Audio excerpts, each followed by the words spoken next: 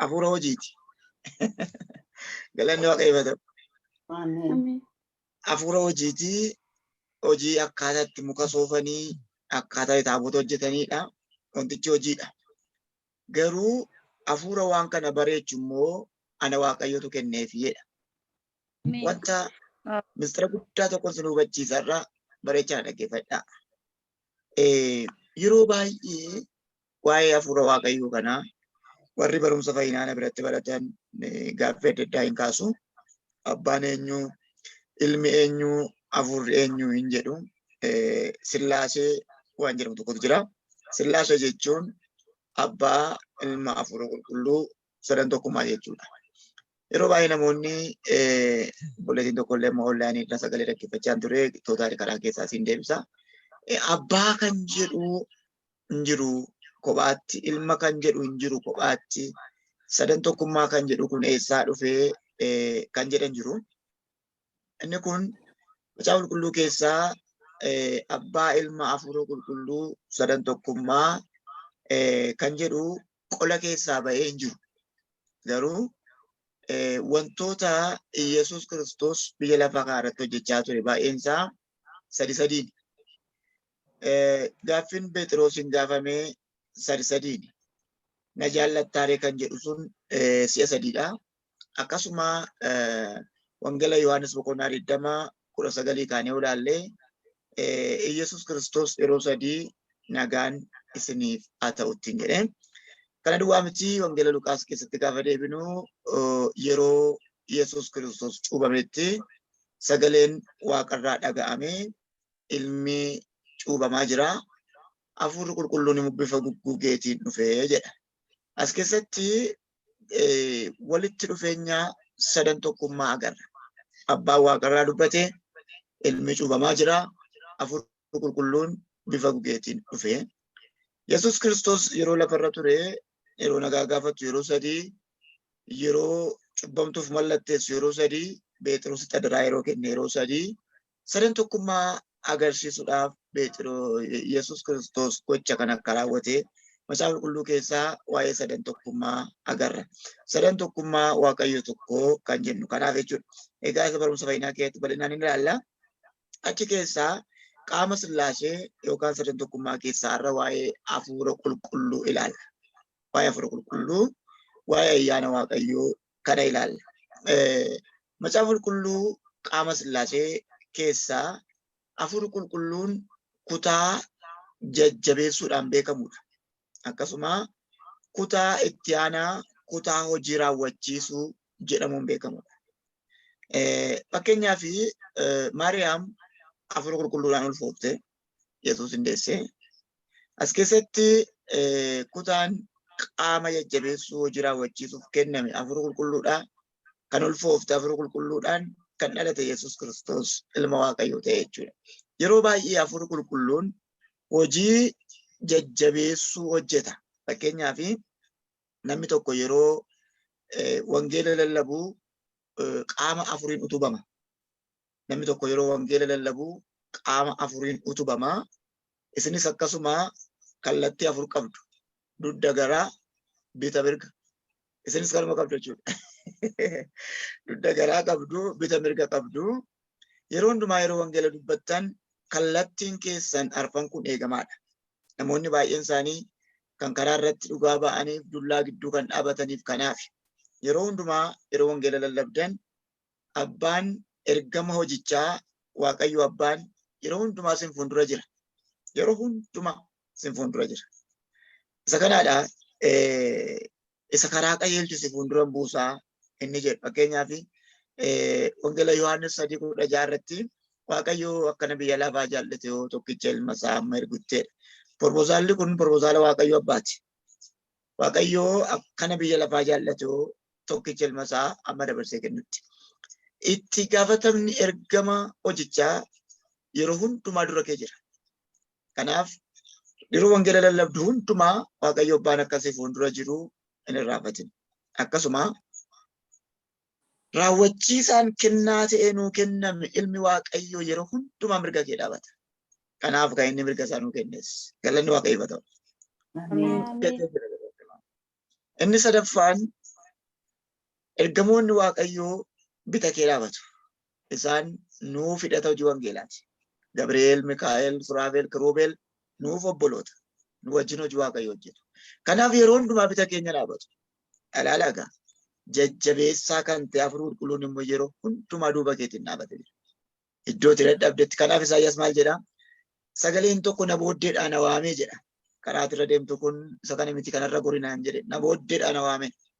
Egaan yeroo baay'ee waa'ee Hafuura Qulqulluu yeroo dubbannu jajjabeessaa akka inni ta'e, barsiisaa akka inni ta'e, gorsaa akka inni ta'e, afaan haaraadhaan akka Hafuura Qulqulluun nuu kadhatu, hirriba keessaa dammaqsee akka nuu kadhatu namoonni baay'een hin beeknu.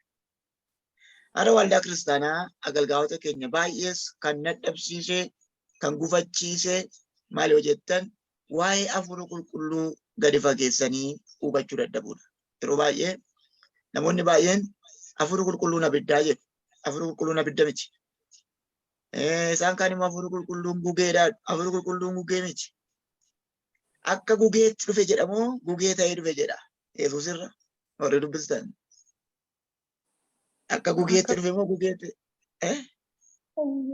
Akka gugeetti irra bu'e. Okay. Guyyaa du'aa ka'uu booddee 40ffaa ol ba'uu booddee guyyaa 10ffaa Iyyubeeliyyuu yookaan hamsanyaa kan isa jedhame guyyaa 50 sana akka abiddaatti dhufe tokkoon tokkorra bu'e moo abidda ta'ee dhufedha? Akka abiddaattiidha. Akka abiddaatti. So Hafuurri Qulqulluun abidda miti. Inni Waaqa. Hafuurri Qulqulluun gugee miti. Inni Waaqa. Yeroo baay'ee namoonni Hafuurri Qulqulluun qilleensa ta'ee dhufe Hafuurri Qulqulluun qilleensa miti. Inni Waaqa. Namoonni baay'een hiika Hafuura Qulqulluuf kennan irraa kan ka'e Hafuura Qulqulluuf iddoo hin qaban. Hin irraanfatinaa. Ilma yoo arrabsitan sinii dhiifama. Abbaa yoo arrabsan sinii dhiifama. Hafuura Qulqulluu yoo arrabsitan garuu sinii hin dhiifamu. So Hafuurri Qulqulluu jechuu nuti hin beeknu. Hiika isaa hin beeknu. Maqaa isaa beekna malee. Yeroo ergamoonni Waaqayyoo waaqarra turan ifi guddaa yeroo waaqarra ture sagalee Waaqayyoo maal jedhaa? Jalqabumaa ka'ee iyyuu Hafuurri Qulqulluun maal irra bololi'aa turedha? Bishaan. Bishaan irra bololi'aa turedha. Agartanii? Jalqaba biyyi lafaa hin uumamin iyyuu Hafuurri Qulqulluun kun lafarra akka inni ture agarra. Egaa gara sana dhaquu miti kan hin barbaade wantoota sana sin hubachiisu kan hin barbaade dhumarratti waan isinitti gaaffite ajandaa irratti qabattee na gaafachuu dandeessu. Hiika Hafuura Qulqulluu ayyaana Waaqayyoo kanaaf kennamee fi akkaataa nuti itti fudhannetu adda adda. Akka abiddaa isa jedhu abidda goone yeroo baay'ee namoonni isaatiin jedhu hin jennan. Hafuurri Qulqulluun abidda miti akka abiddaatti dhufa malee.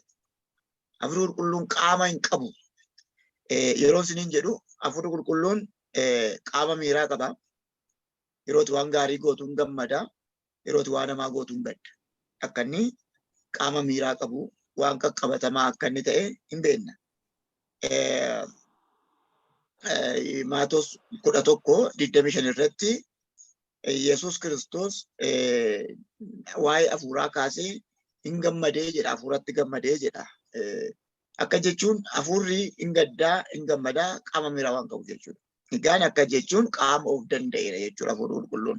Akkuma Yesuus Kiristoos hin boo'aa, hin gaddaa, hin dheekkamaa, hin dubbataa qaama wanta ta'eef jechuudha. So Hafuura Qulqulluu isa qaama of danda'u ta'e kana ofii keenyatti fudhannee hojii hojjisiisuudhaaf ayyaana Waaqayyoo kanaa wajjin hojjechuudhaaf nuti yeroo hundumaa namoota Waaqayyoo taanee waa'ee Hafuura Qulqulluu isa Waaqa jedhame kana beekuun dirqama. Seera macaafa seerotaa 5 keessaa seera ba'uu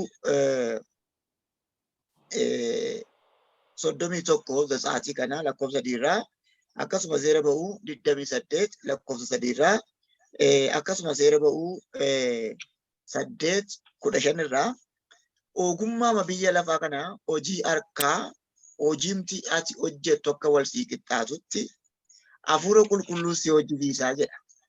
Galanni Waaqayyoo ta'u. Isuma biyya lafaa kana biizineesii biyya lafaa kana barumsuma akkaadaamii biyya lafaa kana kan si jajjabeessu Hafuura Qulqulluudhaa jedhee ka'a. Mee seera ba'uu 28 ilaala. Namoonni hafuura ogummaa na biraa argatanii harka tolina qaban. Waxii waxa'uu jechuudha. Biddeen tolchu. Hiikkadha. Harka tolu. Harka tokko tokko waxiin namaan minyooftu. Yoo tokko tokko ashaboo watti nette zayitii watti nette sii minyooftu. Intalli kun beettee waxii waxaatu jedhu. Hafuurri ogummaa gaafa dhufu jedha. Iddoo sana seera ba'uu 28 namoonni hafuura ogummaa na biraa argatanii harka tolina qaban. Gooftaan nu haa gargaaru. Aaroon hojii lubummaa isaa kan kootiif addaan akka baafamutti uffata isaaf akka hojjetanitti maa'edha. Talbaa irraa kan hojjetan uffata akka hojjetanitti itti maa'edha. Warra kamitti? Warra harka tolanittidha. Jarri kun maaliin harka tolu hojjetan hafuura qulqulluudhaanidha. Waa hafuurri kun sana argatu. Ameen. Hafuurri qulqulluun harka nama tolchaa, dubbii nama tolchisiisaa, simboo namarra kaa'aa, waan nama hojjetullee simbootti godha. Hoteela tokko tokko godhatan mana nyaataa tokko tokko isuma warri kaan hojjetu garuu baay'ee minyaa. Akkuma warra kaanitti hojjetu, akkuma warra kaanitti biddeena tolchu. Yeroo tokko tokko namoonni akkas hin jetee agarteetti beektu laata. Nyaata tolchite nagaa namaa kennaa. Yeroo darbee maaddii galataa qopheessine sagantaa chaapelii keenyatti maaddii galataa qopheessine biddeenuma nyaadhaa jennee waxiima waxaanee biddeenuma nyaatanii galan. Torban garuu galateeffannaa dhufe. Biddeen nyaadheen fayyee, biddeen nyaadheen tiruu irraa fayyee, kalee irraa fayyee, coggaaraa irraa fayyee, kan biraa nyaatanii maan fayyin. Gaafasii ka'ee waan gubaa nyaadhee Waaqayyo hojii harka keetti siif dabalama. Ameen. Hafuurri nuti asitti agarru hafuura waan nama dhibu waa'ee hafuuruma jedhu kana macaafuma kana keessatti yeroo 317 caafamee jira. Hafuura kan jedhu hafuura qulqulluu miti hafuura kan jedhu waan yeroo 317 caafamee jira. Mee sunumti warri siirchi taabilee sooftiweerii moobaayilii asii macaafa qulqulluu siirchi kan godhu jira jechoota. Hafuura jedhaati dheedhaan hin jalqabina echiin jalqabaati mee agarsiifnu dhaalaa sinumtu. 317 hiikota hafuuraa kanaa wajjin wal qabsiisee taa'e. Waaqayyo nu gargaara. Hafuura qulqulluus miti amma dhaggeeffadhaa. Hafuura jiraataa miti.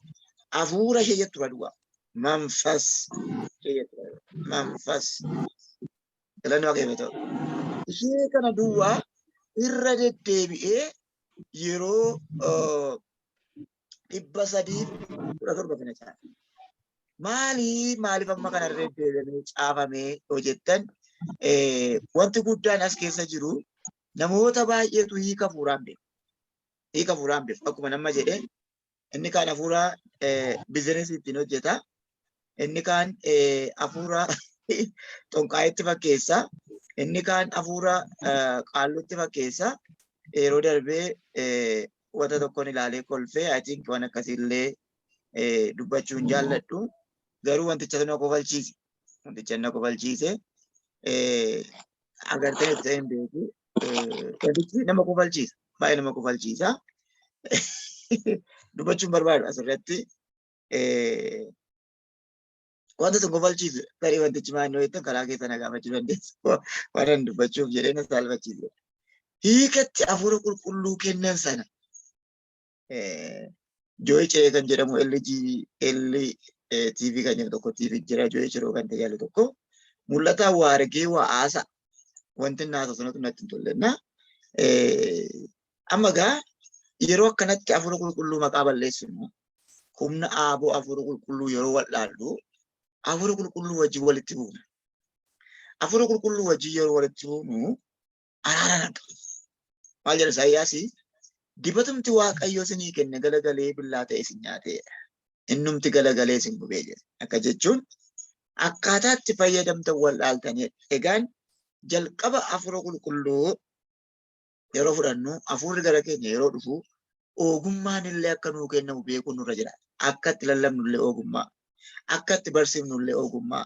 Akka itti kadhannu illee ogummaa. Barumsi nama tokko tokko isiniif hin fudhatamu. Kadhannaan nama tokko tokko isiniif hin fudhatamu. Maaliif yoo jettanii ogummaadhaan kan guute miti.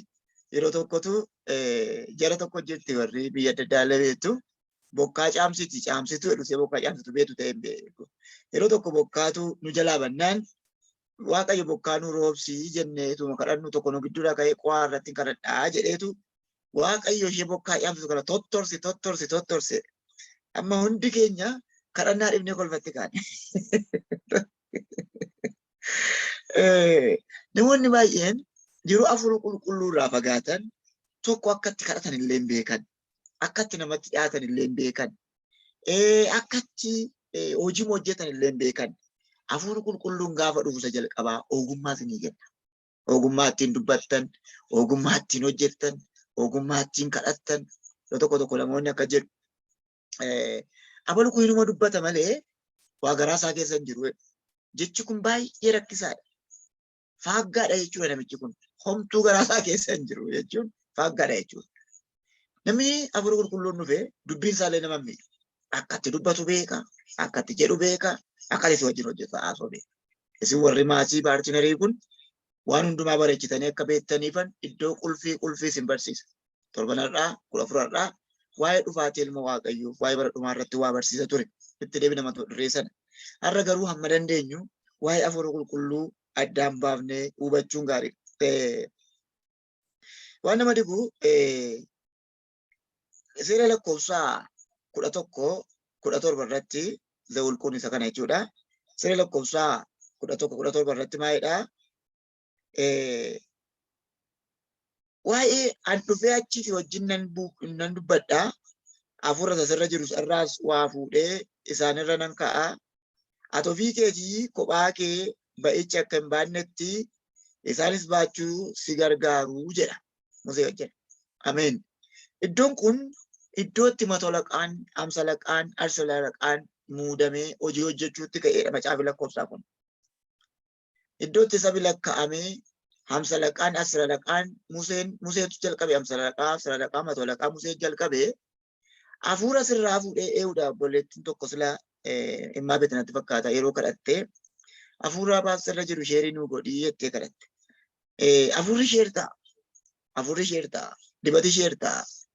Nama sobu wajji yeroo hundumaa harka sirra kaa'anii yoo sii kadhatan ituun beekinaatiin sobuu jalqabdu. Nama waaca barbaadu harka sirra kaa'ee yoo sii kadhate ituun beekinaatiin si jalqabda. Iddoo kanatti maal isinitti fakkaate hafuura sirra jiru isaaniif nan iraa'edha.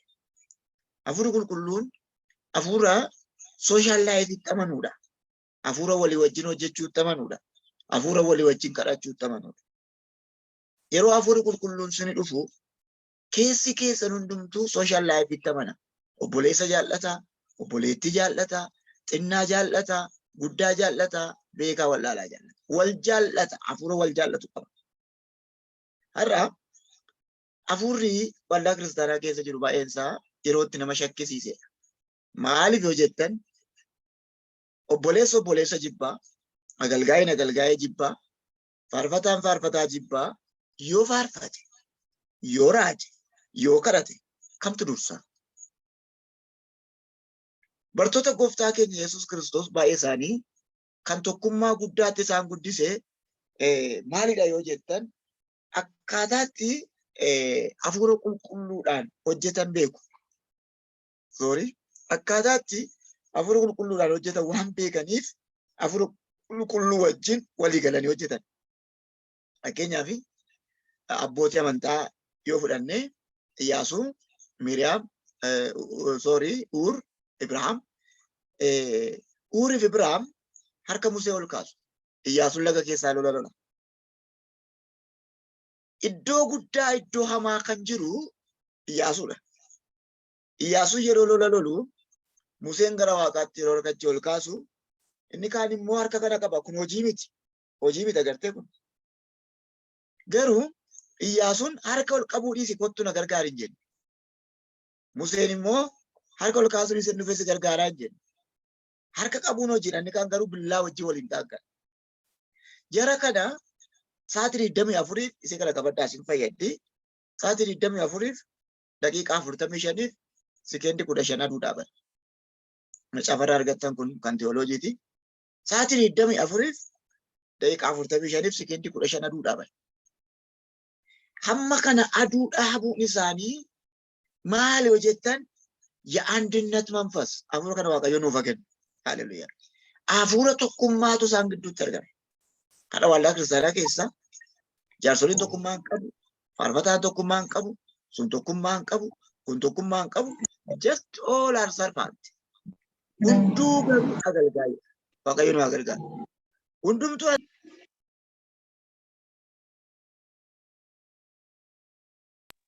hundumtuu agalgaa'e jedha tokkummaa hin qabu Afurri tokkummaa hin jiru taanaan eenyuun tajaajila?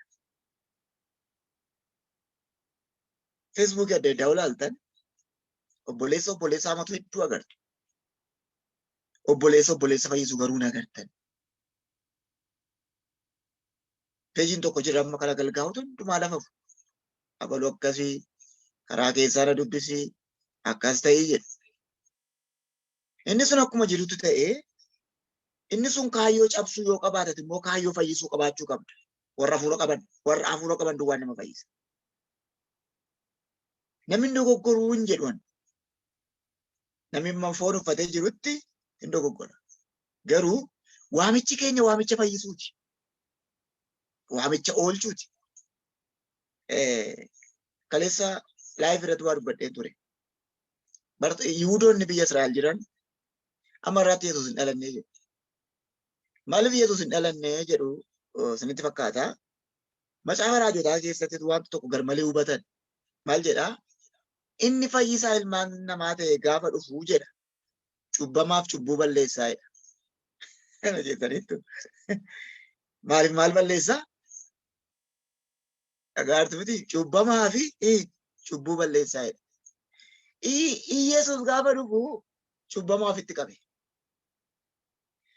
Akkaataa siisteemii isaan ittiin eegan sanatti hin dhufne Yesuus cubbamaaf cubbuu balleessa gaafa jedhu jara balleessa miti kan raajonni caafan kun isaan ofitti qabee cubbuurraa fayyisa cubbamaa fayyisa akkanatti cubbamaaf cubbuu bada kan raajame kana isaan garuu namichi kun waan cubbamaaf itti qabeef afaan Ibruutiin Muusaadi jedhama Muusaadi yookaan Yesuus hin dhufne kan biraa ganaa nuuf fayyanii eegaa. Har'as namoonni baay'een akkaataa isaan itti hafuura qulqulluu fudhatan kun cabsuudhaan miti. Ansi nama adda yoo ta'e hafuura qulqulluu na keessa jiru. Hafuura qulqulluun obboleessa hin hamachiisu wanta ta'eef. Iddoo caba obboleessa isaa dhaabata hafuura qulqulluun. Iddoo obboleessa isaa dhaabata hafuura qulqulluun. Yoo tokko biraa dadhabeen kadhataaf hafuura qulqulluun. Waaqayyo nu gargaaru. Kanaaf Museedhaan maal jedhee humna sirraa kanaan hojjeta keetiif sheerii godhaa jedhe. Hamsa laqaa kee mata laqaa kee irratanii dibata koo isarra kaa'aa jedha. Galanni waaqayyo ufa ta'u. Maal jedha seera lakkoofsaa 11:29 garaa nama nyaata sagaleen sun. Seera lakkoofsaa 11:29 eebuma narra isinii qabu sana natti fakkaata. Yeroo seera gaa dubbisu waanuma narra isinii qabu tokko natti fakkaata. Maaloo eenyutu argate iddoo sana garaa nama nyaata. Achumarraa maaloo jedhee jalqaba. Seera lakkoofsaa 11:29 maa beet argattee taa'e maa beet lachuu abumta argate tokko naaf dubbisu. Baay'een jaalladha sagalee sana. Eeyyee argadheera. Eeshee. Museen garuu ati inaaftamoo maaloo sabni Waaqayyoo guutummaatti utuu raajota ta'anii Waaqayyo hafuura isaa utuu isaan irraa kaa'ee jedhee deebiseef. Ameen. Garaa nama nyaata hedduun maaloo sabni Waaqayyoo guutummaatti utuu raajii ta'anii. Sinirratti ta'u maqaa Yesuusiin. Ameen. Waaqayyoos hafuura isaatu isaan irra kaa'e. Dubbiin hin jiru jiru. Maaloo tukunis raajii ta'e hafuurri qulqulluun hundumarra tuu dhufe akkana jedhi nama rakkisu. Amma waldaa kiristaanaa keessa inni agartu YouTube adda addaarraa utaalaa gadi jedhaa wal jedhaa jedhu miti. Hafuurri qulqulluun utuu dhufe habbeen nu gadi jedha. Inni ol jedha inni burraaqa. Amma garuu jirma dhaabbitti qoore ta'e waldaa kiristaanaa. Ooti faarfattu inni manastara isaa jarra keewwate akka nama abdii kutatee harka rukuta. Gad jedhee ol jedhee ililchee waaqa isaan faarfatu.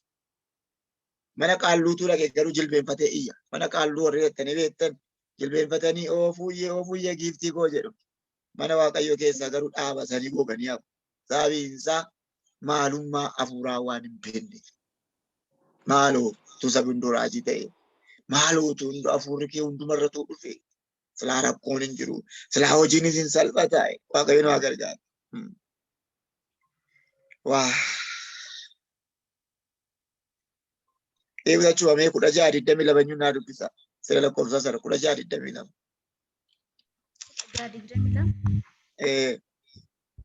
Nan dubbisa. Okay.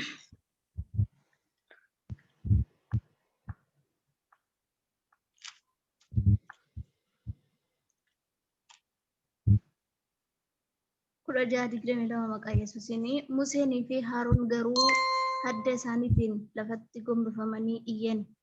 Yaa Waaqayyo koo hafuura nama hundumaa namni tokkichi cubbuu yoo hojjete ati immoo guutummaa waldaatti eekkamtaaree jedhan. Waaqayyo nu gargaaru. Yaa gooftaa hafuura nama hundumaa. Ameen. Yaa gooftaa hafuura isa xinnaa. Yaa gooftaa hafuura isa guddaa.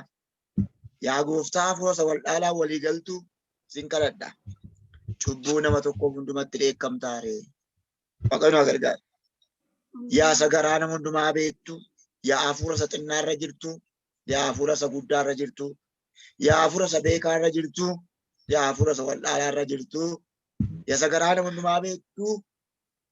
Namni kun cubbuu godhee nama tokkoof jettee biyya balleessitaaree. Har'a wanti guddaan qulfii guddaadha sirra jira. Namni tokko yoo cubbuu hojjete waldaa kiristaanaa hundumatti arrabsama. Agalgaayin tokko yoo waa balleesse agalgaayin hundumatti arrabsama. Abeet agalgaayii si'anaa, abeet raajota si'anaa. Ijoollee waa tokko isinitti hima. Hafuurri qulqulluu walitti buunaan dhiifaman qabdan. Araarriin jiru bara kee guutuutu gatii baastuu jira. Kaanserii gadeedhaan duuta. Kaanseriin dha'icha waaqayyooti wanta ta'e. Gooftaan nu haa gargaaru. Museen isa kanatu waaqayyoon gaafate. Yaa hafuura nama hundumaa isa beektu maalii rakkoon kun jedhe maaliif akkas ta'e nama tokko cubbuu isaatiif jettee maal ufixxaa atoo hafuura nama hundumaa qortee ilaaltaa. Gooftaan nu haa gargaaru. Iyyaasuu 10:40 irratti yeroo rukuttaan dhufee jedha waanuma hafuura baafatu hundumaa rukutee ajjeeseedha. Waaqayyo nu gargaaru. Iyyaasuu 10:40 yeroo rukuttaan dhufeedha. Yeroo dha'ichi dhufeedha. Waanuma hafuura baafatu hundumaa walitti rukutee jedha. Dhumarratti immoo Iyyaasuun akkas jedha. Kun maaliif akkas ta'eedha? Kun maaliif akkas ta'ee? Isaan waan hafuura baafatu Iyyaasuu 11:11 isaan waan hafuura baafatu kan hafuura qabu hundumaa walitti arganii fixaniidha. Adda hin baafneedha. Lolli bara Iyyaasuu ka'e baay'een isaa yaada waaqayyoo gammachiisuuf godhamu iyyuu malee baay'een isaa akkaataa lola itti eegame miti. Fakkeenyaaf Iyyaasuu 7:7 yeroo isin deebifnu akkaaniin Iyyaasuun abiddaan gube. Cubbamaa sana abiddaan gubee akooritti gadi buusee zayitiitti firfirsee beezilatti firfirsee gubee jedha. Isa booddee aarii waaqayyoon qabbanaa'ee jedha. Iyyaasuun waaqayyo irraa dhaga'ee laata waan gubi jedhu kana. Waaqayyo irraa dhaga'ee laata. Waaqayyotu gubittiin jennaan gube moo foonumaan ka'ee gube. Yoo jettan gaaffii keessa hin galcha. Bulchiisi Iyyaasuu cimaaf jabaataa yoo ta'e iyyuu dhumarratti waldaa kiristaanaaf kisaaraa ta'e. Iyyaasuun bulchiisa guddaa beekamaa ta'eetu jiru. Waaqayyo addunyaatti kenneetu jiru. Jireenya isaa gara dhumaa irratti abdii kutatee akkas jedhe. Aniif manni koo waaqayyo waaqessina. Namoonni baay'een positiiv saayidii ilaalu jecha kana. Teoloojiin garuu negatiiv saayidii ilaala. Maaliif jettan waaqayyo mana isaatti kenne moo Iyyaasuutti biyya kenne obboloota koo. Waaqayyo mana isaatti ilaanne biyyatti kenne. Waa'ee biyyaa gaafa abdii kutatu aniif manni koo waaqayyo waaqeffannaatti deebi'e. Kana duwwaa miti. Iyyaasuu 13 yoo ilaaltan amma bakka nagaa jedhe andulloomeeraa umuriin koo sokkeeraa jedhe. Waaqayyo garuu maal ittiin jedhe Iyyaasuudhaan isan karaa kee jalqabe karuma keen xumuraa ittiin jedhe. Iyyaasuun abdii kutannaa gadhee keessa gale. Iyyaasuun waldaa kiristaanaa warra mootummaatti kennee tajaajila isaa xumure. Museen raajii of jalatti kaasee Arooniin kaafatee Iyyaasuu kaafatee adaraa isaanitti kennee tajaajila xumure. Iyyaasuun garuu dhaloota tun kaafatiin mana Waaqayyoo warra Polootikaatti kennee iddoo aarsaa bara abboota firdii godhee tajaajila isaa xumure. Rakkoon Iyyaasuu bulchiisa fuudhee warra mootummaatti kenne maal yoo jettan hafuura Waaqayyoon geggeeffamuu dadhabuudha. Waaqayyoon waa gargaaru. Hafuura Waaqayyoon geggeeffamuu gaafa dadhabnu jireenya keenya hundumtuu abdii kutannaa keessa waan galuuf Iyyaasuun akka jedhe Iyyaasuu boqonnaa 14 irratti ala dhaabatee waa haasa'e Iyyaasuun wanti gaariin Waaqayyo saba isaa abdachiise tokkollee karaatti namnee jedhe. Anatu sodaate malee, anatu na'e malee, anatu abdii kutate malee Waaqayyo waan dubbate tokkollee karaatti nambifnee jedhe. Waaqayyo waan isiniif dubbate karaatti nambisa. Waaqayyo nama gargaaru. Akkasuma sagalee Waaqayyoo keessaa mee iddoo lamman sadan tokko gara macaafa raajotaa keessaa fi kakuu haaraa keessaa waasnitti agarsiiseen gara meen pooyintii kootti dhufa. Meen pooyintii kootti ammayyuu ani hin galle. Mee macaafa raajicha Isaayyaas boqonnaa 11 lakkoofsa 2 eenyunaa dubbisa laata? Boqonnaa 11 lakkoofsa 2 guutummaa isaa.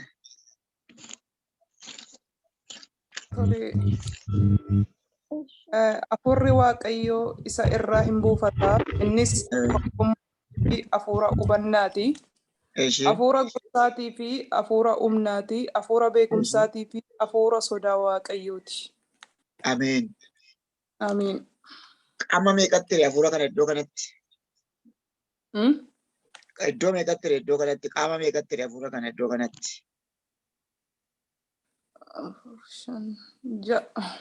6 Tokko. Hafuura maaliiti?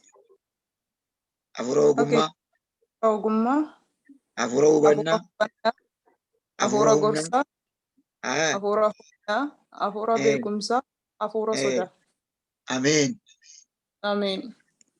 Kun hundumtuu isarra jiraata. Kun hundumtuu isarra jiraata. Ameen. Gaafa hafuura Waaqayyoo argattan maal argattu sitti fakkaata? Achuma akkan sila kaasee ogummaa argattu. Tajaajilli kee ogummaa, hojiin kee ogummaa, bulchiisi kee ogummaa. Yeroo tokkotu Great Commission wajjin wangeela dhugaa ba'uu dhaqee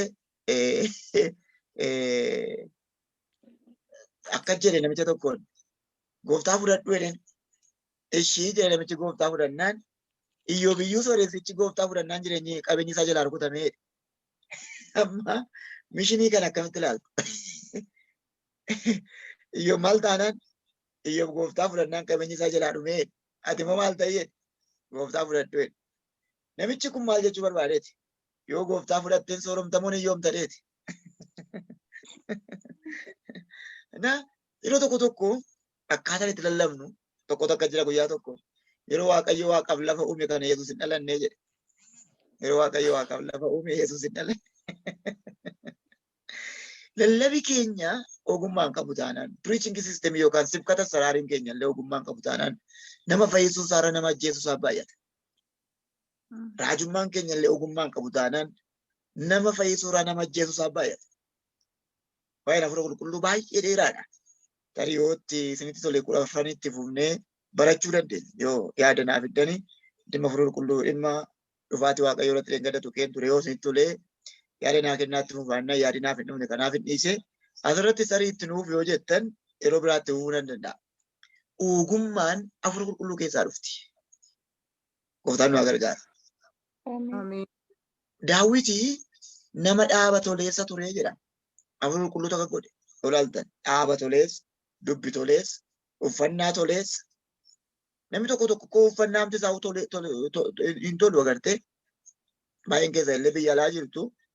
Ani biyyuma keessa jira. Namoonni baay'een istaayilii biyya alaa jedhanii wayyaa akka eegereetti yeroo kutan hin jira. Inni rakkoon qabu. Sagalee Waaqayyoo maal jedha garuu namni qullaa isaa agarsiise Waaqayyoo abbaa uumaa isaa salphisee jedha. Namni qullaa isaa agarsiise uumaa isaa salphisee jedha. Wangeela ittan dhufaa raajii Isaayyaas boqonnaa 6 ergamootatu qulqulluu jedha. Ergamoonni qulqullummaa labsan kun koochoo lamaan fuula isaanii golgatanii, koochoo lamaan miila isaanii golgatanii, koochoo lamaan balali'uu jedha. Sababiin isaa qullaa isaaniitu hin agarsiisin jechuudha. Egaan isa kana akkuma isinitti fakkaate godhadhaatii qorri akkas rukutee qoraan akka hin qabamne duwwaa eeggannaa godhaan rakkoon qabu. Guyyaa tokko waldaa tokkotti tun barsiisu eegereetti yoo Waaqayyo sokolee qullaa ishee mul'ise intala nana qamisii kee maaltu sokolee hin jedheen. Ani baay'een dubbadha. Waaqayyo na eebbisa. An sodaa eenyuun qabu.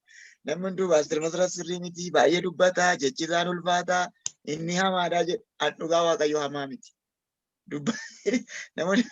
Namoonni baay'ee lammata yaala yoo naa wajjin affeeraman illee hin dhaqan. Waan lama keessaa tajaajilu dhufuu sodaatu. Inni hamaadhaa an hamaa miti.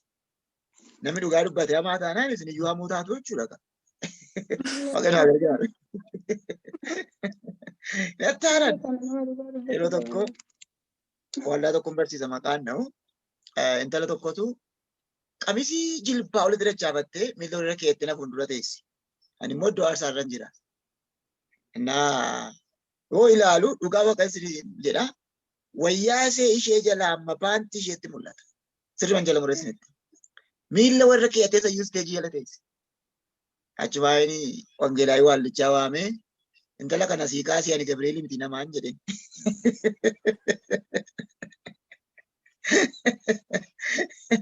Achi waan akkanaan jette intalattiin. Kun dhuguma gaxariidhaaf baadiyyaadhaan dhufe. Achi baay'een dhuguma baadiyyaadhaan dhufe magaalaa guddoo tokkoon deemaa jira. Magaalaa guddoo sanatti amman galutti ammamiyyuu baadiyyaan jira. Isin hundi keenya baadiyyaa jirra. Guyyaa tokko garuu magaalaa guddoo tokkotti wajjin galla. Yerusaalem jedhamti isheen hin jedhe. Hundi keenya galanni Waaqayyoof haa ta'u. Namoonni baay'een asitti as deebisa gaa. Uffata ogummaadhaan uffatame. Mataa ogummaadhaan hojjetamte. Qeensa ogummaadhaan hojjetamte. Isa kan nama du'aatutti hin qaxxalin jechuudha. Isuma kan nama jira. Warri baay'eetu na eegaa walitti dubbannee dhabee maatii wanta ta'aniif haqa ishee isinitti malee. Warri murteessitan duwwaan itti dabalamaan isiniin jira. Warri murteessitan duwwaan haqa ishee dhaga'uun barbaadu jettan duwwaan. Gabaa wajjin ittuu hin ta'in Oromoon maal jedhaa gabaa wajjin nagadu malee wajjin hin nyaatanidha. Kanaaf warra haqa ishee barbaadduun barbaada guyyaa jalqabaa dhugaasee. Haqa wangeelaa warra dhaga'u barbaadan. Waaqayyo waan hundumaa ogummaadhaan sinaa guutu. Ameen. Obboleettii tokkotu isinis hin gootu garuu maali godhadhaa rakkoo hin qabu. Mataa kanatu beektaa harri maadii taanaan ijoollee mataa barbaaddee qalamii dibdennaa inni biqilu immoo harri mata'ee biqila. Inni wadibamu. Guyyaa tokko harree sadii warra mataa qalamii diban kanaa sammuu kana baqasii keessa galchi keessa isaa dibaniin jedhedha.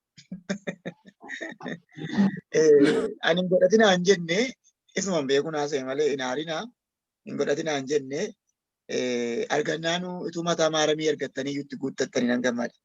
Egaan gaafa hafuurri ogummaa nuu dhufu galanni Waaqayyoo ta'u. Tokkotu artifishaalee ofirra keessee nama Waaqayyoo nama guddaa raatii Jooshuwaa bira dhatte Naayijeriyaa. Inni gaafa inni qabu mataa lasee gaafa inni qabu maalayyoo irraa kaasee tokko. Yeroo tokko tokko.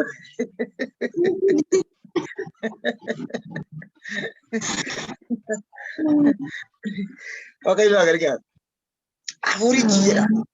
Ilaal dhageeffadhaa. Tokko hafuura ogummaa ta'e. Of isin argatu maal jira. Ameen. Akkasumas maal jedha hafuura hubannaa ta'e.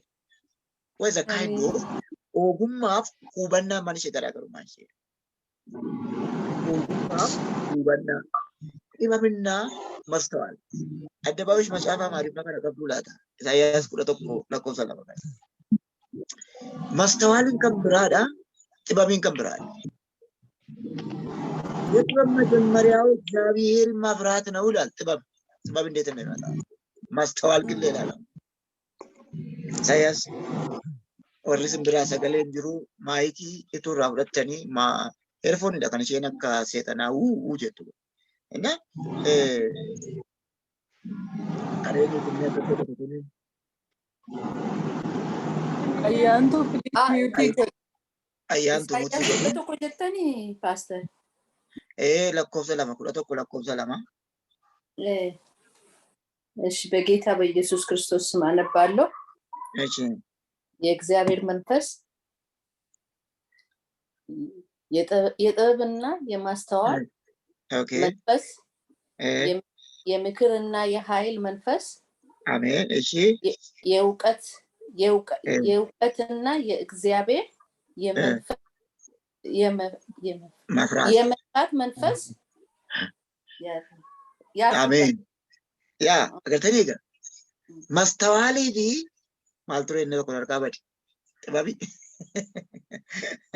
አማርኛ ኮነር በትነ መቀበጥ እና አመላልጋ ኩኑንዱምቱ አፉሪቸ ከሰ ጅራ ሃሌሉያ ኩኑንዱምቱ አፉሪቸ ከሰ ጅራ ሶ ዛሬ የት ሄዶ ነው ያ መንፈስ እግዚአብሔርን የሚፈራ መንፈስ አፉራ ቤኩምሳ እንጀሩ የጅራ አፉራ ጎርሳቲ ፊ አፉራ ቤኩምሳ አፉራ ሁምና አፉራ ሁም ከናይ የሮ አፉራ ዋቀዮ እንጅራተ የሮ ሁንዱማ ኦጉማስ ነው ወጅንጅራ የሮ አፉራ ዋቀዮ ወጅንጅራ የሮ ሁንዱማ ኩበናስ ነው ወጅንጅራ የሮ ሁንዱማ ጎርሳ ጅራት ጨብሳ ጅራት አመራት ባይን ከሰ ፌስቡክ ረትጋፈ መቃነ ማገርተን አበሉ ከሲ ዳይት ያ የሰይጣን መንፈስ ነው አፉሮ ቦሌሳ ሳጫብሱ ሰይጣን ብራት አፉሮ ቦሌሳ ሳኦልቹ ጎሮፍሮ አቀዮት አፉራ ጎርሱ አፉርቄ አፉራ ጫብሱ ምቲ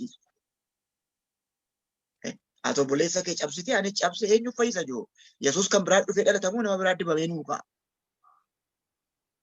kana ama biyya keenya kana nu bunnaa xatu tokko baay'ataabbe nu bunnaa xatu kana mana jala taani dhugu godoo jala taani akka nama tukaanii garaadhaa qabu achi taa'ee torba dhuga hojiin naqu abeet akka inni itti walamatu yaa waaqayyo isheen akkasii inni akkasii yaa waree መንፈስ ነው ይቀር የእግዚአብሔር መንፈስ ይገለጥ የምክር መንፈስ ነው የሚገለጥ አፉራ ጎርሳ jajjabeessu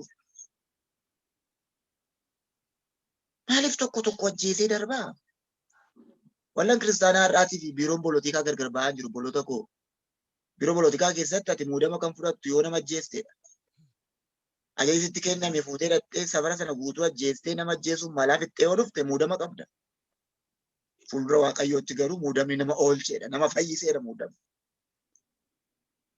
har'aan tokko ajjeesi namoota baay'een akka jiru ama isteejiitti yeroo ba'an abalu sirrii miti anuma sirriidha abalu sirrii miti sarraa fagaadhaa ijoollee sirriin Yesuus Kiristoos hin duwwaadha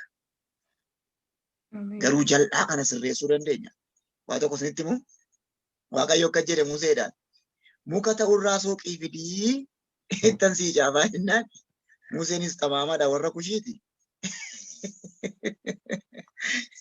dhaqee muka dhanni ishee qoraattii fidee dhufe giraar laaftoo የሚሆን እንጨት ማለት ግራር ማለት ነው እንዴ ጉጉጉዳ ጅራም ጆ ሙከተውራ ላፍቶን ጅማ በደስ ጅራ ቀራሮን ጅራ ሙኩንዱ ጅራ ቱሬ ገሩ ጋፉ መደለተ ጀዶ ከንታት ላፍቶ ጋፉ መደለተ ጠባባ ከንታት አንሺ ቆራቲ ላፍቶ ግራሪኒ ወጀቴ ፊዲ intaati jedhee waaqayyo harkatti buuseef amarraatti kun mataa qeesii maamiruu irra teessi waggaatti laga buutee galti mukan mana muki koo kan isheen mataa namaa irra teesse waaqa qubalatti buusee jetteeti afur qulqulluun kun anaaf sitti mootuu bu'e akkam taadha laata agartanii afur qulqulluun koo jal'aatti bu'e sirrataa godha yaadattootaa tan Hojar gamoota boqonnaa 9 tokko hanga 3tti Phaawulos waldaa gubuuf xalaa'aa baatee utuu deemu afur qulqulluun irra dhufe አስቡስ ዳንዴ ቤተክርስቲያንን ለማቃጠል ለማፍረስ አገልጋዮችን እስር ቤት እንዲገቡ ትእዛዝ ይዞ ሲሄድ ግን የተገለጠ መንፈስ ቅዱስ ነው ደማስቆ መንገድ ላይ ሀው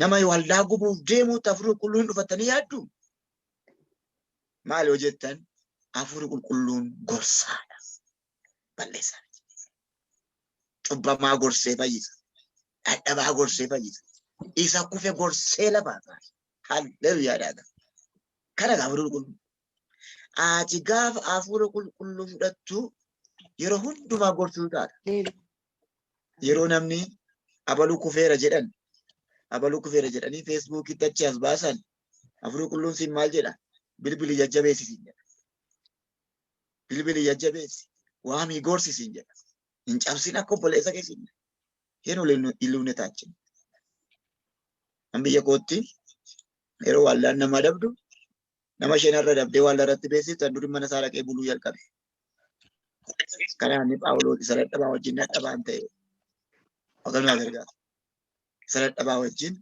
dadhabaan ta'e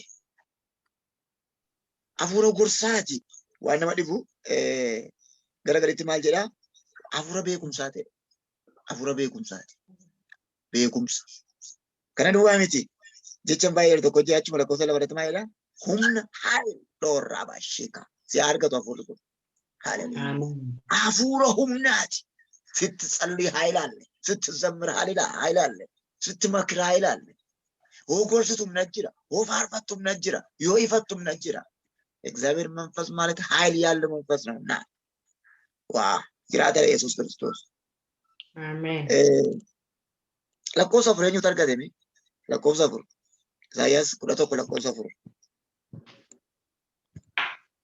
አባንተ ኮሞ ኢሳይያስ ኩለሰገል ለኮሰ ፍሩ ኩለቶ ኦኬ warra dadhabaniif qajeelummaadhaan in farada gadadamoota lafa irrattiif murtoo qajeelaa in kenna dubbiin afaan isaa isa akka uleetiinis biyya lafaa in rukuta afuura afaan isaa keessaa ba'uunis warra jalloota in ajjeesa. Ameen. Haleluuyaa. Kudha sagal kudha afur kanuma waan dubbatuu fi meeshaa isaatii Isaayyaas 28 lakkoofsa 6. Isaayyaas 28 lakkoofsa 6. Ya. Isa faraduuf afuura ittiin firdii qajeelaa kennuu illaataaf warra karaa mandaraa diina ari'an baasaniifis humna in kenna. Ameen. Haleluuyaa. Yeroo ati waan qajeelaa faraduu jalqabdu afuura sii kenna. Siniif akka kennu maal waaqayyo. Ameen. Yeroo isin waan gaarii gochuu jalqabdan afuricha dafee sii kenna. Yaadatoota san kakwaaraa keessatti yoo har'a nabi yeroo bonaa kenna biran gaa mana murtii raxxanuu yaadda'ina afura koonsi ni ergaa tasanii dubbatu. Safaan mata afaan barattu kanaaf ta'u. Iddoo kanatti maal jedhaa? Ani jedha warra waan gaarii godhanii fi afura koon kennaa. Afura isaanittiin waan qajeelaa dubbatanidha. Maaloo siifa kennama afurri kun maqaa Yesuus Kiristoos. La dhalootarraa badeera siif garuu haa kennamu. Namarraa badeera siif garuu haa kennamu. Isaayyaas 37 lakkoofsa 7. Kunoo ani hafuura inni ittiin dhaga'u nan kennaaf. Inni oduu dhaga'ee gara biyya isaatti deebi'a. Achittis billaan isa nan ajjeesa jedhee Waaqayyo kana dubbateera. Galanni Waaqayyo mata. Jecha kana hundumtis baay'ee nan kolfa. Iddoo kanatti maal godhe Waaqayyo? Yeroo sabi koo hafuura kootti kufee hafuura koo wajjin walii galuudha. Ani immoo diina isaatiin hafuura inni ittiin sodaatuun diina isaatti kennaa. Ilaa yeroo ati hafuura Waaqayyoodha keessa gaggeeffamtu diinni kee hafuura sodaatiin guuta. Waan nama dhibu hafuura inni ittiin oduu dhaga'u. Yeroo ati Waaqa dhageessu diinni kee oduu dhaga'u jalqaba. Yeroo ati kabaja dhageessu diinni kee salphina dhaga'u jalqaba. Waaqayyo ofirra akkasii nuuf haa kennu. Waaqayyo nu haa gargaaru. Isaayyaas 40:13 maal jedha laata? Isaayyaas 40:13 maal jedha abbaan argatee? Achuma Isaayyaas 42 lakkoofsa 1 itti fufi. Jira. Abbaan tokko 42 tokko naa baasaa. Abbaan tokko 43. Gorsee barsiisuu danda'a. Eenyutu Hafuura Waaqayyoo shallaguu danda'a. 43. Shallaguu danda'a. Okay, maayikiin kee dhagaamaan jiru. Eenyutu humna hafuura Waaqayyoo shallaguu danda'a. Eenyutus Waaqayyoon gorsuu danda'a. Ameen. Eenyu hafuura Waaqayyoo sii kennu shallaguu kan danda'u. Eenyu yeroo hafuurri qulqulluun sira dhufu ati si shallagamtu hafuurri sira dhufu si shallagamu. 42 tokko maal jedhaa? Waaqayyotti dhufee kunoo garbichi koo inni ani olol qabu inni ani fudhadhe inni ani jaaladhu isa kana. Ani hafuura koo isaaf kenneera. Inni firdii qajeelaa saba lafa irraaf in baasa. Ameen. Hallelujah. Ilaa warran jaalladhuuf hafuura koo kenneera. Maaloo siif haa kennu haa ta'u. Ameen. Odeessituudhaan miti. Nama rakkisaan miti. Nama cabarbaariin miti.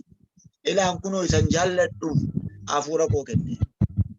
Isan fudhadheef hafuura koo kenneera. Jaarraa baay'ee.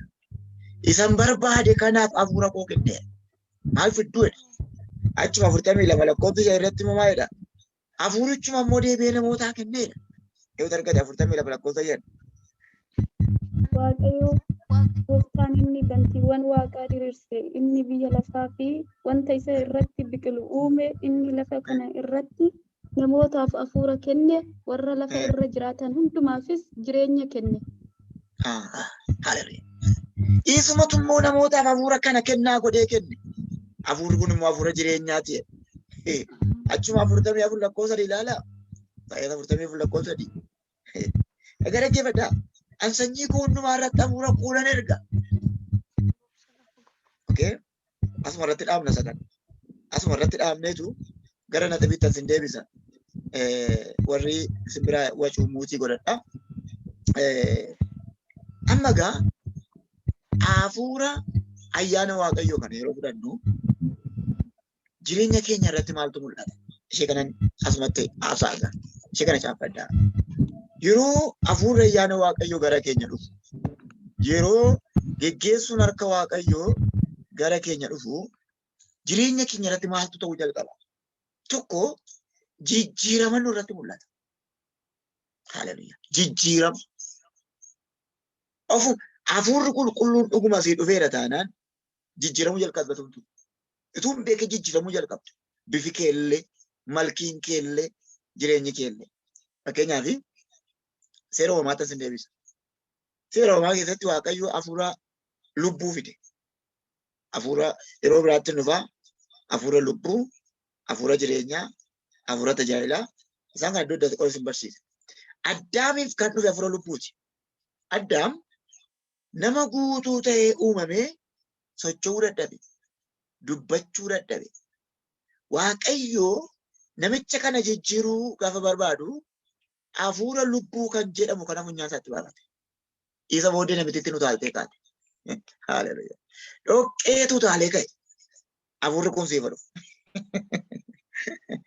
Yeroo hafuura jireenyaa kan argattan, yeroo hafuurri Waaqayyoo bifa barbaachisaa ta'een gara kee dhufu, namichuma dhoqqee ta'etu nama haaraa ta'e ka'a. Ciqaa የሆነ ሰውዬው ሰው ሆኖ ይገለጣል። አሜን jedhama maal jedhan. Inni nu taale Addaam dubbachuu jalqabe, hojjechuu jalqabe, haasa'uu jalqabe. Galanni Waaqayyoo haa ta'u. Waa filachuu jalqabe. Agartanii? Jireenyi Addaamiif dhufe koo jireenya jijjiirama hafuura keessa jirudha. Ani isinis yeroo jijjiiramatti galu, yeroo hafuura qulqulluu argachuu jalqabu, yeroo hafuura fudhachuu jalqabu jijjiirama dhufa. Dadhabaatu jabaa ta'a. Beekaatu wallaalaa ta'a. Ogummaatu dhufa. Ooraa ishee kaatu dandeenya.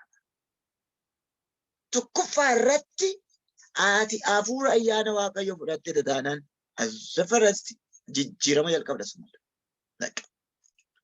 Jireenyuma kee jijjiiramuu jalqaba. Haasaan kee jijjiirama, dubbiin kee jijjiirama, inni yaadattuu taatanii itti dhufa yeroo biraatti guutaa Saa'oliin har'a dibamtee akka nama biraa taataa jedhe.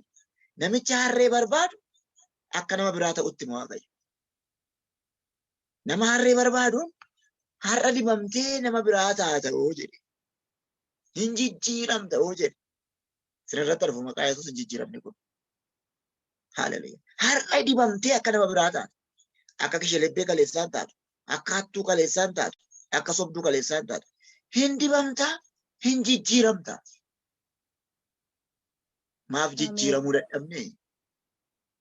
Hattuu ta'ee gara waaldaa dhufe ammayyuu hattuu. Sobduu ta'ee gara waaldaa dhufe ammayyuu sobduu. Ejjituu ta'ee gara amantii dhufe ammayyuu ejjituu. Maaliif hin jijjiiramne? Moo hafuuricha soba? Hafuura qulqulluun jireenya keenya irratti appilaayidi ta'uu qaba. Hojjechuu qaba. Yeroo sana jijjiiramni jireenya keenya irratti mul'ata. Hafuura qulqulluun ikkoo day to day update qaba. Akkamitti isin ibsu? Haaromsa guyyaa guyyaa qaba. Namni tokko tokko yeroo hafuura qulqulluuf iddoo laanne lallaballee suma har'a faarfata waggaa tokko lallabu suma lallaban. Faarfannaa suma har'a faarfate bara jaanoo faarfate irras faarfate. Not update. Hafuura qulqulluun ikkoo si haaressa. Dubartii tokkotti yeroo nu wallaa maariffaa jiru waggaa 3 afaan haaraa tokko haasofte. Afaan haaraa ishee waggaa 3 haasoftu afaan haarichaa mammaan qabadhaa. Riiwaan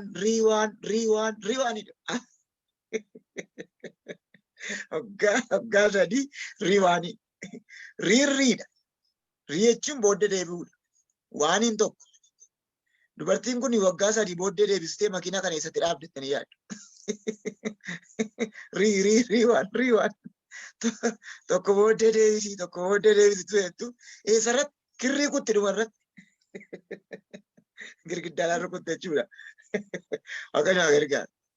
Hafuura qulqulluun gaafa dhufu wanti hunduu abdeetiidha. Afaan haaraan keenya jijjiirama, amalli keenya jijjiirama, bifi keenya jijjiirama, dubbiin keenya jijjiirama. Galanni Waaqayyoo ta'u. Jijjiirama sitti dhufa. Jijjiirama. Teessoon jijjiiramta, deemtuun jijjiiramta, bulchiisi keenya jijjiirama, haasaan keenya jijjiirama. Bulchitoota Itoophiyaa keessaa Iyyaasuun nama ajjeese, Atsee Minilik nama ajjeese, Teediroos nama ajjeese, Iyyaasuu Bantii nama ajjeese, Mangistuun nama ajjeese, Maanitaan Mallas nama ajjeese, Abiyyiin nama ajjeese. No change, all is kind. Hunduu ajjechaadha. Maal yoo jettan namoota Waaqayyoof iddoo laatan ture. Hafuura qulqulluun bulchiisa jireenya keenyaa gaafa ta'u. Hafuurri qulqulluun geggeessaa jireenya keenyaa gaafa ta'u nu jijjiira. Galanni Waaqayyoo. Warra mootummaatu warra kaabinee mootummaa silxaana qabantu yeroo tokko tajaajila na affeeran. Tajaajila na affeeranii dambalitti irra keessa isaatti akka naan jedhan. Lallaba kee baay'ee jaallannaa ishee gidduutti nama waraantu sana dhiisi lallaba bareedduu nu lallabeedhan. Ishee har'a isin waraanuu jedhan iddoo qabadde. Achi lallaba kootti gaafa ka'u ergaa dubbadheen tokko lafa ol kaaseeni marcummi kee ispiriingiidha innaan ofti yeroo irra teessu akkana jettee innaan yes man of God innaan jedhe sammuun kee garuu ispaardira siin jedha Waaqayyo gooftaan machaan jedhe aaree shibbutii fudhate. Dhimma eenyuun qabu polotikaa keessa fidi maalis fidi dubbachuudha waan Waaqa walitti. Tokko dhufee amma Ameerikaatti baqatee jira. Maaliif asitti dubbanne ishee akkasiin dubbatin hin jenne maallatu dubbate na dubbachiise malee hin jedhe. Waaqayyo na gargaaru. Yeroo tokko nuti hafuura qulqulluu jireenya keenya irratti moosisuu gaafa dadhabnu bulchiisi keenya illee daamejiidha dadhabaadha garte.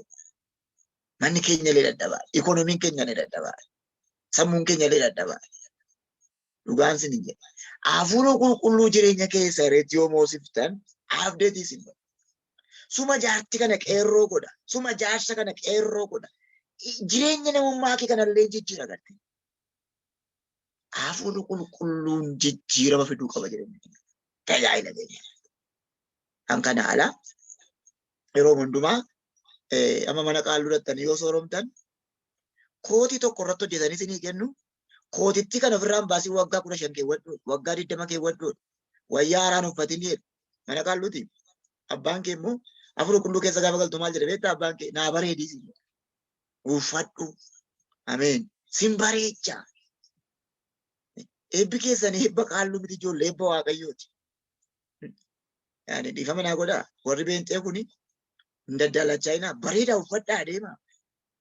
Abbaa kee arrabsiisin abbaa guddaa qabda. Micaa warra sooressaati abbaan kee guddaadha. Yeroo tokko tokko namoonni yoo ammati wayyaa bareedaa gichitti gootee eerfoonii kee gurra keessa keeyattee kaate basumaa itti ka'eera. Dhuguma sitti ka'e. Bakka kanumatti galanni waaqayyoo ta'u. Abbaa si boonsuu qabdaati. Bakka. Abbaa si qabbachiisi jiraachisu. Afur qulqulluun akkas ijoollee nama jijjiira bakka. Namicha tokkotu kaalsiin miiccatu. Yeroo hundumaa sagantaa gaafa dhaqu yaa waaqayyo situ na ajeesseedha. Amma namicha kana waaqayyo ofii kaalsii miicca. Namoonni baay'een agalgaawonni baay'een wallaan kiristaanaa maaliif jijjiirama dhaba yoo jettan afura qulqulluudhaaf iddoo laanne. Faarfannaa isuma duraa. Ani yeroo baay'ee I think yeroo laayifii adda addaa gargaaramu nagartoo ta'e faarfannaa durii dhaggeeffadha. Kaaseeta isa bara durii sabaatti na gaafattan na bira jira. Ababaa Tamasgeen tokkoffaa isa gaafattan na bira jira. Amma 8 Feebeen Xeenee hundi kana mana kokaayitii dhibbameedha jira. Isan galchee dhaggeeffadhan ta'e eebbisa durii keessa. Maaliif akka gootaa onaan jettan inni durii mana sin rukutu. Faarfannaan isaa mana hin galu. Jeedaloon isaa mana hin galu. Garuu haabbisi jijjiira. Galanni waaqayyoo. Afur qulqulluudhaan barreeffame. Inni ammaa kun garuu ragada. Kan walloo hojjedhu meedha. Kan shawwaa hojjedhu meedha. Kan wallaggaa hojjedhu. Isaan kan shawwaa haa hojjetanii. Isaan kan wallaggaa haa hojjetan. Ati immoo kan waaqaa hojjedhu. Kan samii gadi buusisa. Faarfannaan silaa waldaatti faarfatama. Amma ijoolleen keenya lagarratti faarfatu. Eenyu bakka faarfatan hin beeknu. Lagarratti faarfatu. Eeyyuu bakka faarfatan hin beeknu. Faarfannaan lagarratti hin faarfatamu. Haa ta'eetidha ta'ee irreecha ta'ee hin beeknu. Faarfannaan iddoo maarsaa waaqolatti faarfatama. Waaqayyoo faarfatama, sabaaf faarfatama. Faarfannaan kan dhuunfaa keenyaa miti ijoo kan amantootaati. Kennaa waldaaf kennamedha. Nu farda yaabnee lagarra burraannee xuruudha. Bashannanaaf gaariidha. Garuu waaqichaaf hin ta'a kan jedhudha gaaffii. Yeroo tokko ilaalee man kolfaan. Inni kun kan wallooti jedhu cuubee sitti keewwatu. Inni kun kan abaluuti jedhu. I think dubbattee si fudhatu wanta ta'eef ilaaltee warra kan waaqayyoo edda waaqayyoon fidata bar tokko warra kansa hin fidata warra isaa faarfatan. Haalli jiru baay'een isaa warra kutaadha. Kun maaliif hojjettan afur qulqulluu bade. Akkanaan jedhee boleessa keenya addisuu waa himaatu amma ammaatti VCD'n hojjenne. Namni hunduu VCD'tti gadi taa'e adde maaliif VCD'n hojjettu wennaani ajaja namni gubbaadhaa gaafa dhufuun hojjettaanaan. Agartanii lafa ajaja eega namni hubataan waaqarraa eega ajaja. Waa inni godhinaan jedhe godha malee waan namni godhinaan jedhe. Amma maal jedhin isa seenaa jalqaban tokko maa jedhu walloo maa jedhu hundina adda addaa qaba gatte kun kan shawwaati kun kan wallooti hin fooricu ta'ee hin faarfatu ta'ee waaqa beeku. Haa ta'u garuu isaan hin falmuu koo miti. Yoo isaan hin falmee fudhataman qabuu maan rakkadha malee. Garuu dhugaa wangeelaa isinitti maa faarfannaa nu faarfannu afur qulqulluun ta'uu qaba. Dhagaa. Yes. Faarfataa tokko yeroo baay'ee koomentiin godha. Faarfannaa mariifi tokko baasee eebbisiisi. Faarfannaan isaa akka jedha. Utuun guyyaa kee beekee qeensa koofaan qoraddaa mataa koofaan adda addaa saatinii waqaradda. Faarfannaadha. Faarfannaa kana beektu hundi keessa. Utuun guyyaa kee beekee qeensaan qoraddaa mataan adda addaa saatinii waqaradda. Faarfannaadha. Okay. Amma wanti guddaan nuti beekuu qabnu. Uumnee faarfanne moo afur qulqulluun nu faarfachiise? Maaf jijjiirama dhabe faarfannaan keenya? Maaf jijjiirama dhabe lallabii keenya? Maaf jijjiirama dhabe kadhannaan keenya? Hin irraanfatinaa milikiiti afur qulqulluu inni jalqabaa namichuma jijjiirudha. Namichuma jijjiira. Suma jijjiira. Sumatu nama addaa ta'a. Maanni isheen hin jijjiiramte, maanni inni hin jijjiirame, nama akka eetu, isheen akka kaleessaa miti hin jedhu, inni akka kaleessaa miti, nama akka akkasii hin jedha garte. Gooftaan nu gargaara. Waa tokko sinii kadhadhaa. Hafuurri qulqulluun kun siyaa jijjiiru. Ameen. Gooftaan haa eebbifamu. Mee al tokko rikoordiin addaan kuteen waa isinitti hima. Ayyaana caalutuu qabnu gaddeebituu wajjin maadhaan haasofna. Sin maxxantu. Humna caalu qaba. Abbaan kee dibata caalu sii qaba. Ameen. Hafuura qulqulluu ofirratti affeeruu dadhabnee waan baay'eetti jijjiiramuu dadhabne. Dhugaa isiniin jedha. Namoota Waaqayyoo namoota dhugaa ba'uuf baay'ee qaba. Namoota ayyaana isaanii wajjin kadhachaa ture harkatti guddatanii ba'an hedduun beeka. Namoota yeroo dheeraa wajjin kadhadhe warra karaajii masarat faanan beeka. Warra waaqumaan ka'anii waaqumaan guddatan. Gooftaan nu haa gargaaru. Kana kan godhu ayyaana Waaqayyoo tokko ta'u. Jijjiirama jireenya kanatti qabna. Amma wanti baay'een yeroo tokkotu maaltu ta'e sitti fakkaata naannoo Gindabaratti kaachisii iddoo jedhamutti agalgaa'in tokko dhaqee. Amma warra ilkaan hin qabneef ilkaanii bibbiqilaa akkaawuntii keessan irra birrii galaa miiseejiin ammas ni gaggalaa immideetil yeroo sana ta'e. Ilkaanii namaa inni keessaa buqqa'ee dhume hin bibbiqilee yeroo sana moobaayiliin iyyee miiseejiin inni kaa 50 yeroo sana iyyaa dhufan. Okay namatti tola. Agalgaa'ichi gaafa sokku garuu ilkaanichi deebi'ee badee gaafa baankii dhaqan immoo birriin hin galle. Warra kaachisii gaafadhaa. Gindabalatiin. Maraakilii gurguddaa kan godhu seexana moo Waaqayyoodha. Maqaaf hin gosa kana. Jijjiirama jireenya keenya irratti kan fidu hafuura qulqulluudha bakka. Isa kananii namoonni baasir masarati hamaadha. Baasir masarati nama wajjin waliin galu. Baasir masarati nama lolaa jedhan kana. Ani hunduman lola ganaa nu lola. Kanaaf na gaafate Waaqayyo. Ituun jiru manni Waaqayyoo xonqaayiidhaan hin faalamu. Ameen. Guyyaa tokko na yaadadha. Agalgaa'ii tokko namni nu affeere. Hafuurri isaa jiru wanta ta'e iddoo aarsaa jala keewwate haasa'a. Shattareen qabeenya keen gadi fuudhe. Bu'i kottu iddoo kana miti kan kee deemin jedhe. Utuu namni ilaalu harka rukutaa fi gada ba'uun jedhe. Namni harka walitti rukutee achumaan gadi ba'eessa tokko.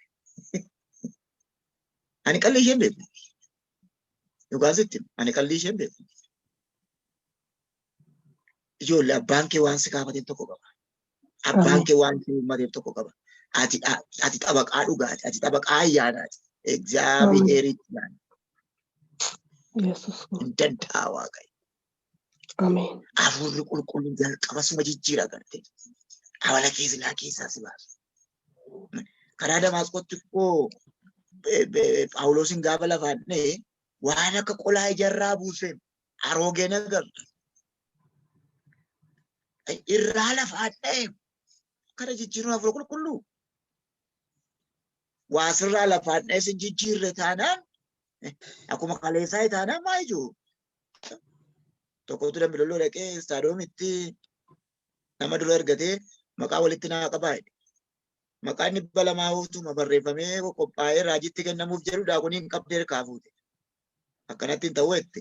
Namichi maal hawaamu maqaan hirkaa fuudhame. Waaqayyo na gargaaru. Inni maqaa waama jedhame maqaa isaa iyyuu irraanfatee gale. Obboloota koo kottaa kan namaa dhibnee keenyatti deebina. An jijjiirameera. Ati jijjiiramteetta. Tokkoffaa irratti ayyaanni hafuurri Waaqayyoo gaafa nurra dhufu nu jijjiiraa jenne. Numa jijjiira bakka. Ogummaadhaan, dubbiidhaan, jechaan nu jijjiira. An jijjiirameera. Ati jijjiiramteetta. Akkuma kaleessaatti. Yeroo darbe tokkotu machaa'ee agalgaa'idha. Mana barumsaatiin ba'aa jira galgala. Askoo dhaabatee taaksii eeggataan argeen makiinaa dhaabeen booddee deebi'ee fudhadhe. Nama guddaadha. Gabbina na bira taa'e naan didee duuba kootiin taa'e. Isa booddee qisamuu jalqabe machaa'ee jira. Mana isaa wallaale. Ani mana isaan beeku. Nama meeqa gaggaafadhee mana isaa bareen baannee manatti geesse tawaaqii agalgaa'e miidiyaa ni agalga. Waan xinnoo dhugaatii xinnoo bituu maqaa wangeelaa raabsamaa. Waan xinnoo tokkoof osoo waan garaatiif agalgaa'onni dhugaatiitti maaf deebi'an maaliif jijjiiramne? Garaan dhugaatii badasummaa keessaa hin baane. Lapheen dhugaatii badasummaa keessaa hin baane. Maaf jijjiiramne? Moo hafuura qulqulluutu hojjechuu dadhabe? What means? Ijoollee hafuurri qulqulluun nama jijjiira. Namicha harree barbaadu akka jedhe har'a dibamtee akka nama biraa taate Waaqayyo dibee akka nama biraa nu haa godhu. Yaa fariu barbaadu Beetros. Sodaattuun sun Beetros. Waliin ooftuun sun Beetros. Gaafa samiin banamee hafuurri qulqulluun yeroo dhufu abbee jannataati. Jijjiire. Isa kaleessa nama safara eegu poolisii safaraa biratti abidda warra qabsiiftee safara eeddu. Zayyuu ijoollee higgaawi poolisaa ayidallam. Warra safara eeddu biratti lafa abidda qaammatanii makiinaa eegan beektu laata alaa. Warra safara eeddu akkasii biratti isa gooftaa ganeetu nama 3,000 amansiise. Talawuxoo. Waaqayyo nama jijjiira obboloota. Jireenya namaa jijjiira Waaqayyo. Beetros akka jedhe sakaleessa dhimmaddaa miti jedhe inni isin ajjeeftan du'aa ka'eeran. Amma na dhiisaa nan jijjiirame natti dhufe hafuurri sitti dhufu maqaa Yesuus Kiristoos. Waa. Sa'aatii 5 ta'e. Xinnoo isinii kadhadha. Kutaa lammaffaaf lakkoofsa lammaffaaf kutaa ittaan Isaayyaas 44 kaanee yeroo nu miti yeroo biraatti deebinaa yookaan 14tti deebinaa akkasuma eebbisu. Asuma irratti namni gaaffii qabu jira.